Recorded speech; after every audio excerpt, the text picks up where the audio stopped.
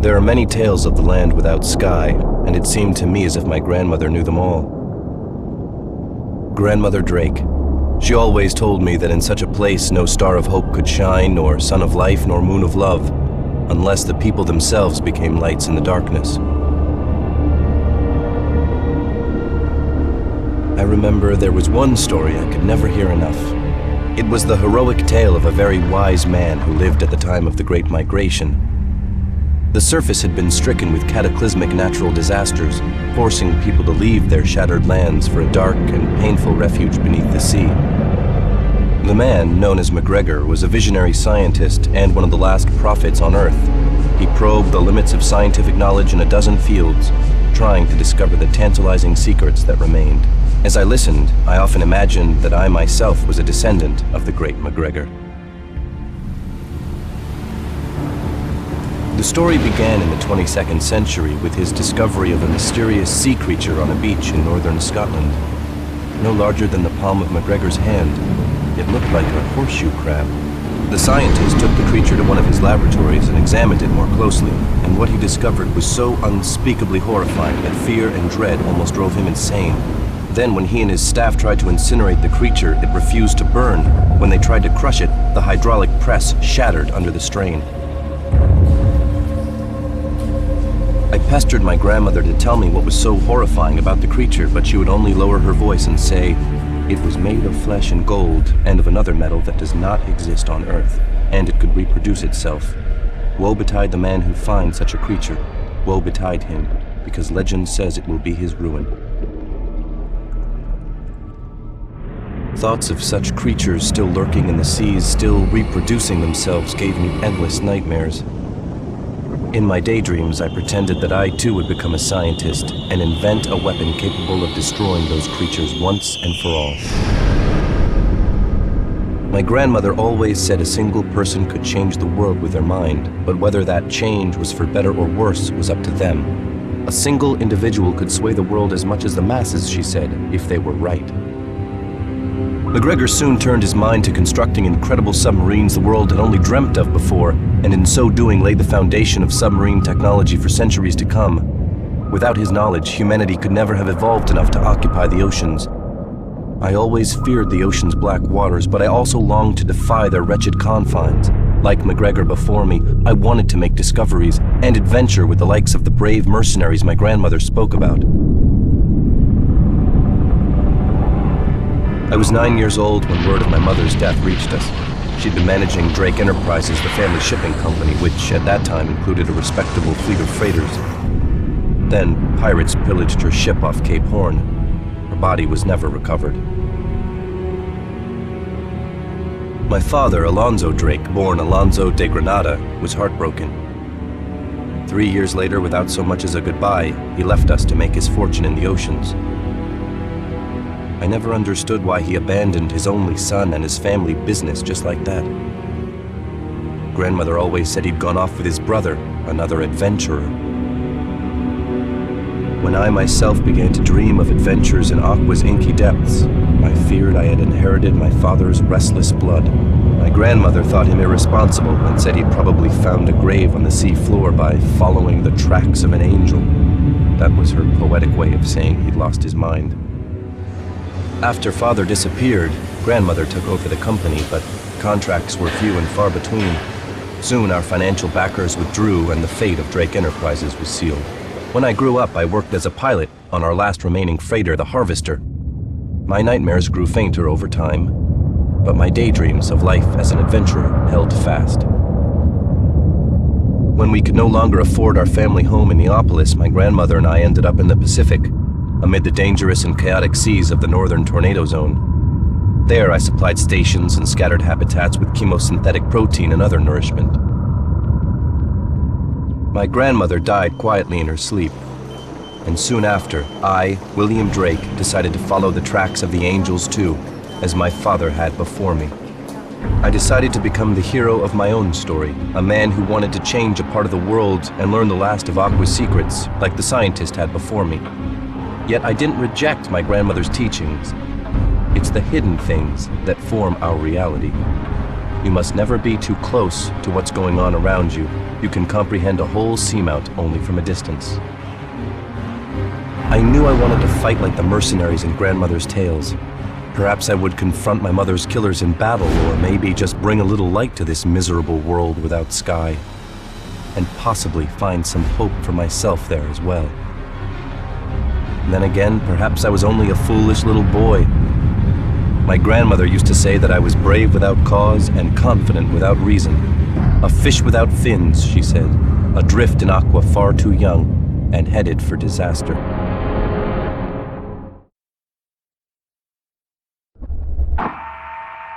Harvester, freighter of the Drake Enterprise.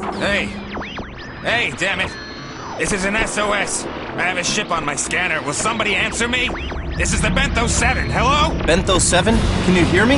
I have received your distress call. My name is William Drake. This is Captain Hank Bellows.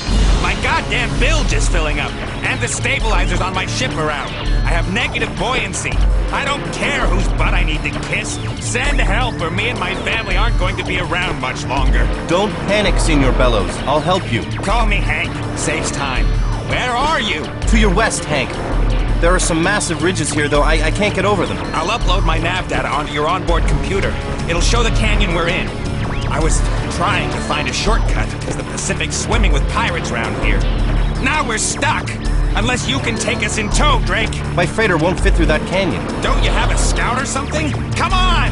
Right, I'll come get you in my boat, Hank. Just give me a minute to batten down in case any pirates show up. Aw, shit, man, there's no time for that. My little daughter's already fainted. Grab your valuables if you're that nervous, compadre, but hurry up or we... Hang on, Hank, I'm on my way. While I'm following your nav trail, hook your family into the breathing systems on their smart suits. All right, get going!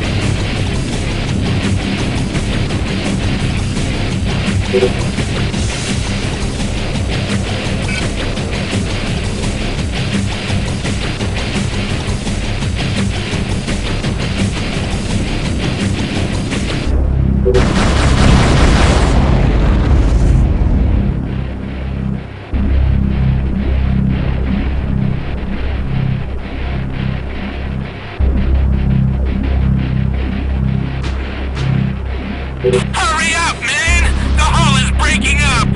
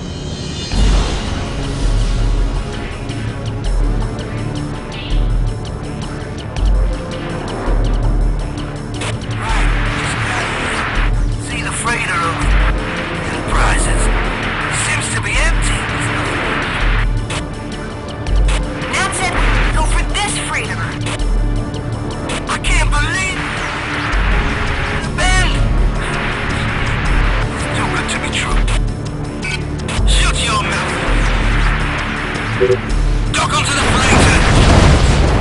Hi, Skipper. Working on it. Oh, shit! I'm on the hang stuff! Hurry up and get in here. We've got a new home.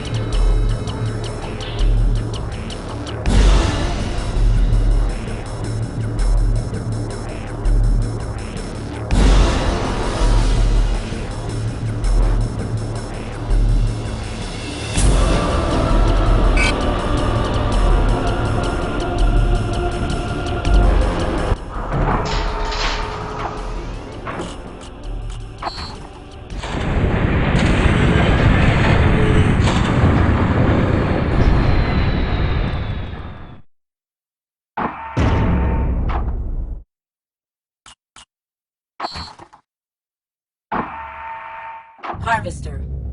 Freighter of the Drake Enterprises.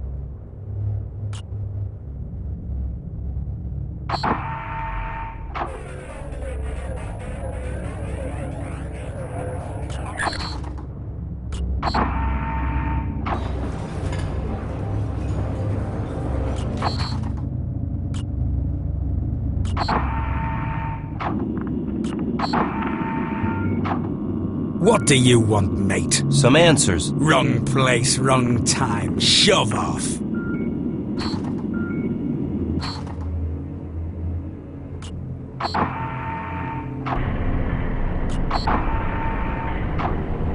Oh, that damn light! Oh, sorry. Shove off!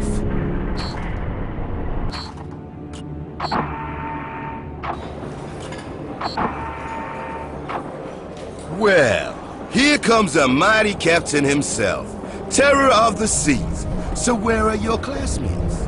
What? My what? Sorry, you're so naive. I figured you must be out here on a field trip. I was responding to an SOS. Let me tell you something, landlubber. Anybody sends an SOS around here, and you can bet they're a pirate. Hell, Hank Bellows has been working that fake SOS sob story for years. We just used him to help us board your ship. What? What do you want? All of your gold. I don't have any gold. My name is William Drake. You're Bellows' men? Nah, Bellows is a damn creep. We were shipwrecked. Now you're rescuing us.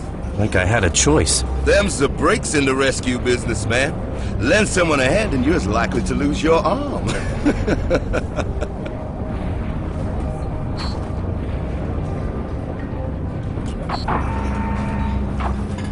So, where were you headed in your freighter? Well, my family's gone, so I was just out to see the world. I see.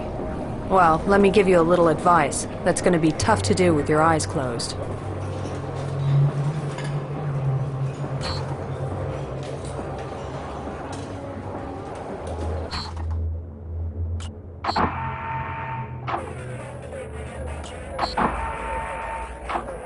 What do you want, baby cakes? Just to talk. Well, let's do that when I've had more sleep.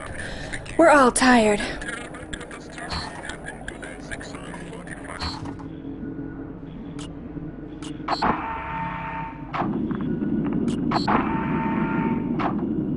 What do you want?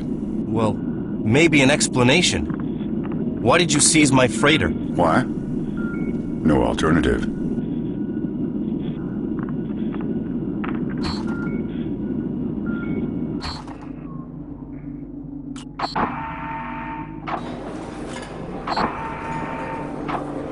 Look who's here.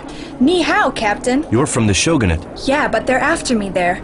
I didn't dance to their beat. Are you going to kill me? Hey, why should we? You've got a strong pair of hands.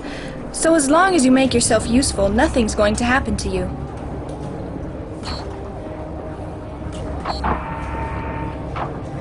Where are you headed? Following the bowsprit, man. Which is following Amitab's nose. And where will that take us? To Atacama City, I hope. Where Lindy, Mary, and Juanita are waiting for me. 3 broads in every port, man. It's natural. What's going to happen to me? This is the tornado zone. So Amitab's gonna make nice with Iwan King's guys. That's how it is. You scratch my back, and I scratch yours. And listen, you better show the old man you got cojones. Balls, man. Amitab likes people to prove themselves. What on earth do I have to prove? That you got fire in your belly. Speaking of which, I heard some tourist punks are shooting up the sea off Lima too. They steal boats at home, then they come over here to shoot the place up. Good opportunity for you to impress the skipper, and for me to tag along.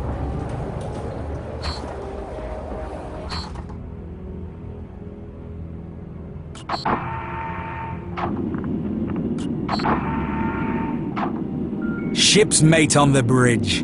If there's more to you than meets the eye, now's the time to prove it. This is my ship. I don't have to prove anything. You prove what I tell you to prove. Now, what you doing all alone on such a big freighter? This is my family's last ship. It has an auto-loading system. It also has no cargo on board. What are you doing out here, mate? Well, I'm just taking a look at the world. So little Willie wants to see the world. Well, he's about to get an eyeful. Some inebriated punks are terrorizing Lima too. Go blow their ballast and send them to the bottom. Oh, okay. Why not? Do I have any choice? Sure. It's sharp and shiny like my knife. And don't even think about running off, Willie. I don't know why, but Nat says you stay with us. Now, off you go. Stoney's ready and waiting. Aye, Skipper. Listen, we're performing a public service, chasing those parasites out of the territory. You're doing me a service by blowing them away. Besides, the zone always seems to cough up something nice when you protect an ELF node. Salam.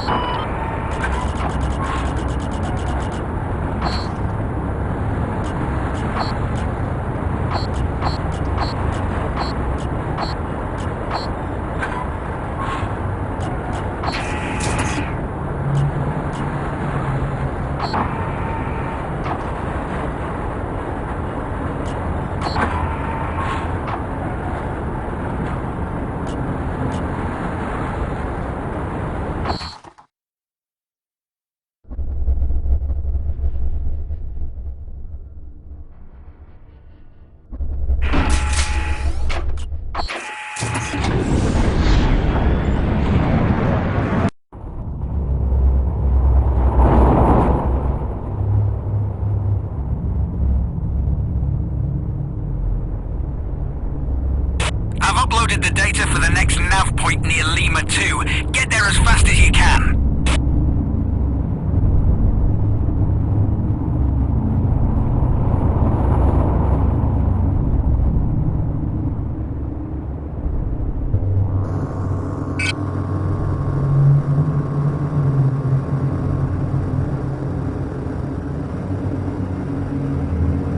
Damn! 2 terror freaks! Stony, Mayday, you two hang back. I want to see if Shorty's got what it takes. Confirmed! Oh, and I really wanted to blow my juice dry, Skipper. I always give my orders. Yes, old man. Yeah, hit the bullseye. Keep it going.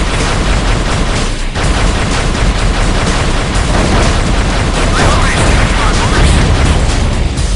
Okay now, show us what you got, little dragon. Off you go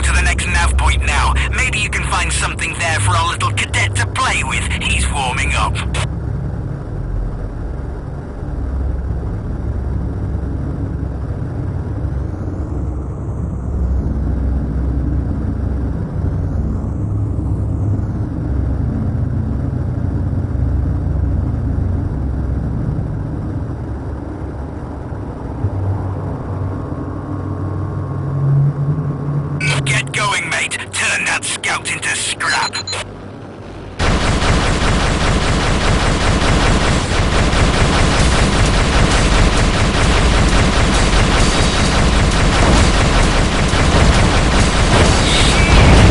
You're turning into a real monster. William, you fight like an old man peas. You can do better than that. You guys shut up and head for the next nav point.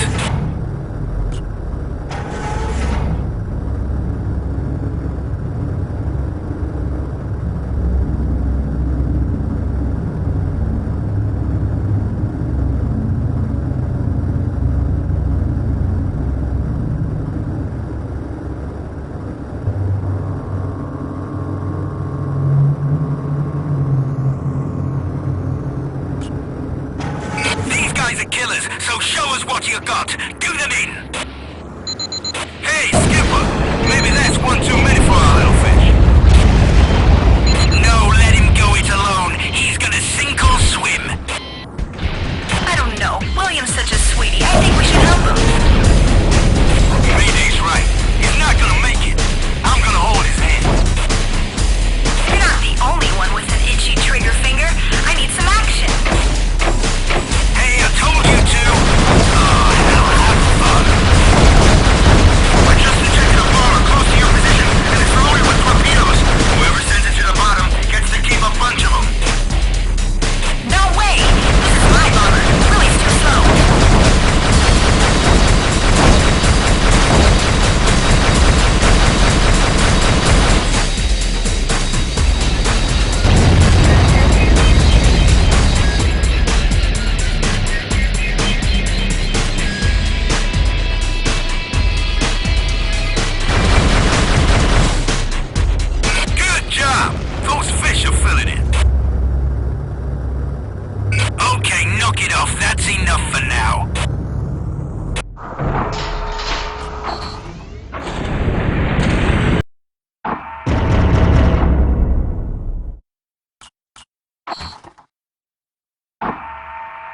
Harvester. Freighter of the Drake Enterprises.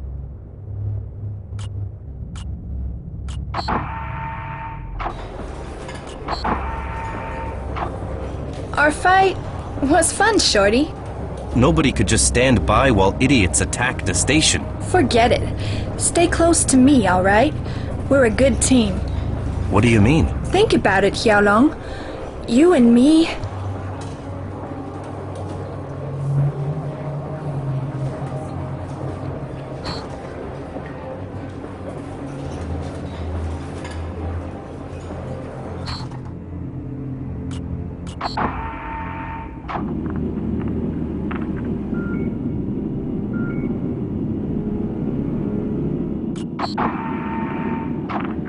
Hey, you just earned another day in your rotten life, Willie. And I hope you noticed that the Atlantic Federation ships are too fast for their own maneuverability. Yeah, I did, Skipper. But what about Stoney? Every once in a while he throws a fit and runs off on his own, and it's always a disaster.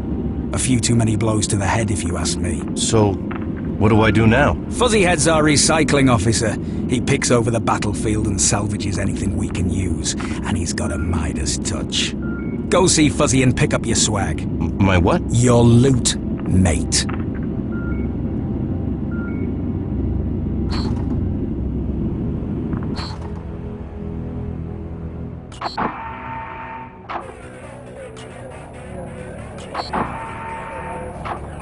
You're fast, Drake.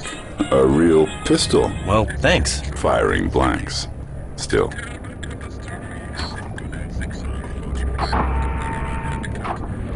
Well done, Drake. In your eyes, I see bravery, yet also... What? Wanderlust. Beware. What about Stoney? He disappeared. As usual, we can't keep him on a leash. And the longer he's gone, the worse Amitab's moralizing will be. Amitab has morals? Now there's a surprise. So be surprised. It's a good start.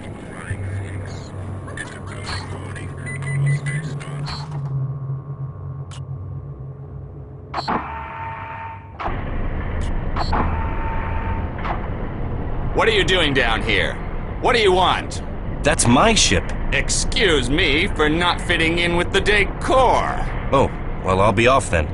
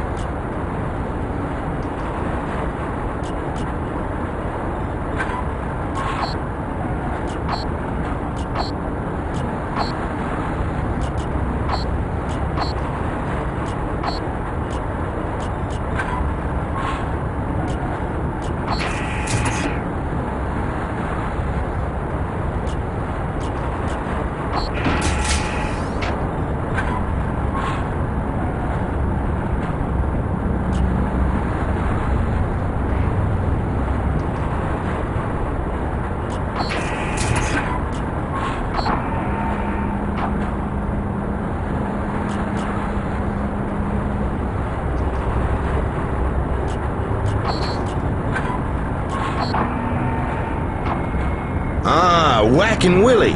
You put up a brave fight, boy. That's how it is these days. More and more attacks all the time. Why were they attacking Lima too? Just for kicks. Terror tourists from opulent Neapolis out for a little fun. That's not what we did for fun when I lived in Neapolis. Aqua's getting older, Drake. And uglier every year. Now listen. Amitab doesn't like it if we destroy all the freighters we encounter. If you paralyze them with an EMP weapon instead, then I can salvage all kinds of stuff, like ammunition, weapons, and credits. And believe me, we are gonna need it all.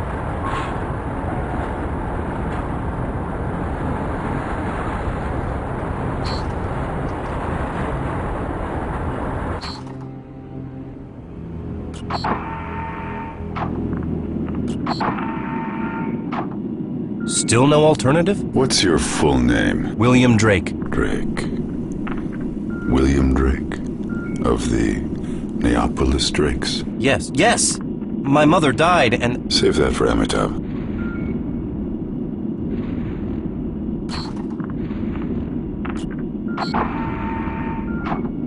Drake, the life of an adventurer is hard and takes credits. We just got an SOS.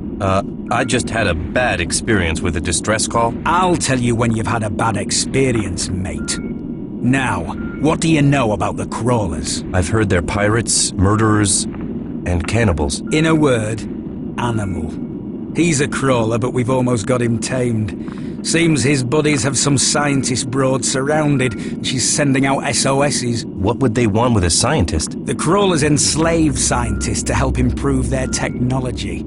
What the hell? Mayday needs her daily dose of carnage anyway. And hey, paralyze ships whenever you can, so Fuzzy can scavenge off them. It's amazing what he finds. And then? There could be a lot of credits in getting that Machina scientist off the hook. Drake, Angelina, Mei Ling, you're attacking the crawlers. And remember your Vendetta snipers. Their range is close to 500 meters.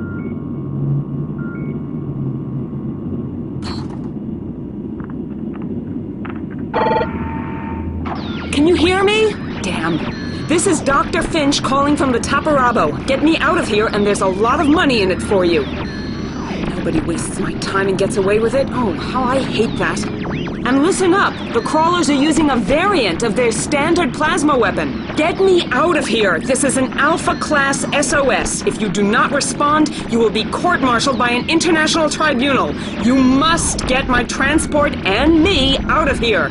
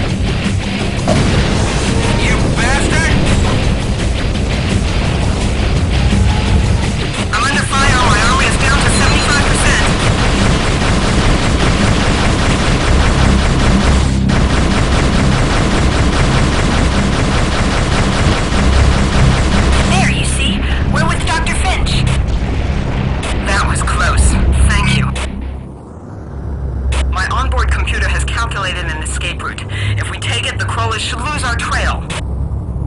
I don't know, Doc. Looks like a detour to me. It is, but it's a safer route. All right, Dr. Finch. You lead and we'll follow.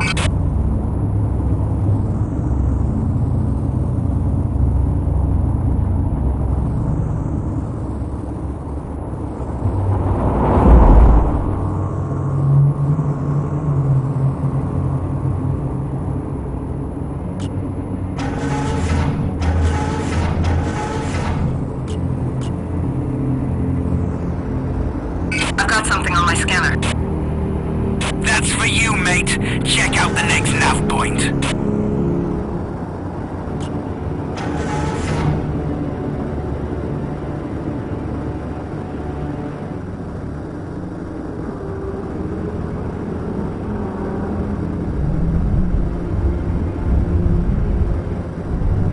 Looks like it was a false alarm. Come back and join up, mate.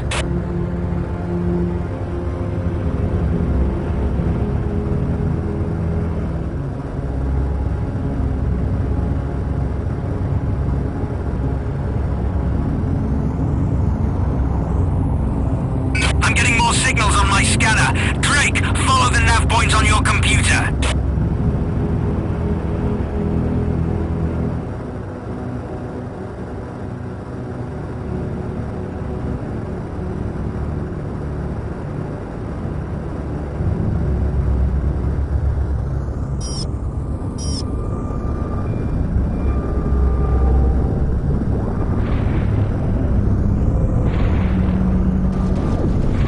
Oh, it's nothing but a few blubberheads. That's none of our business. Come on back.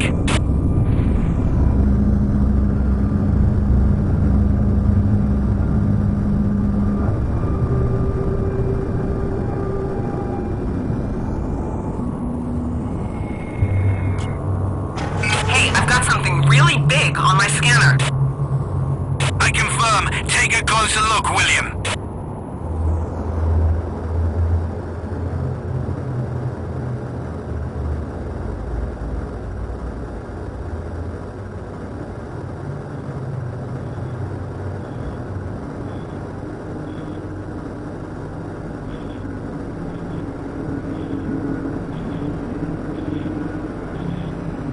Nothing again, mate. Just an ordinary merchantman. Come back and join up. We're going through that canyon, so follow me, and watch yourselves. All right. Everybody get ready to escort the doctor.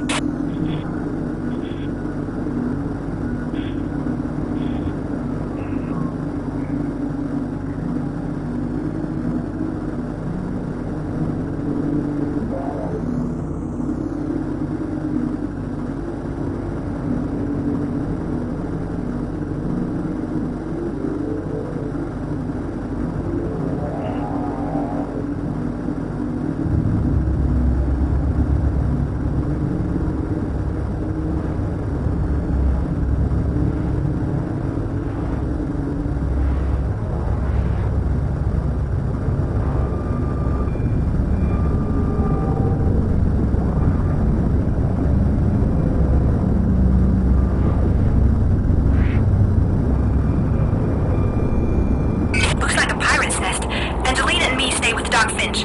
Willie boy, you take out the defenses. They've got snipers, William. You can't see them on sonar, so keep an eye out and be careful.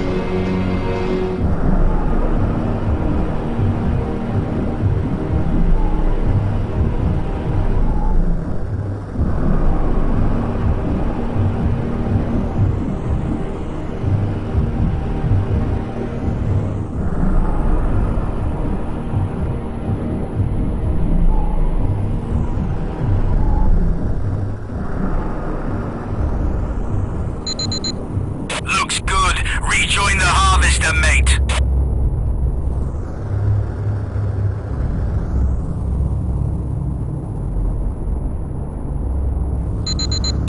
Shark shit, crawlers, and lots of them. I'm sending animal out for backup. I'm trying to reach the dock. I need an escort.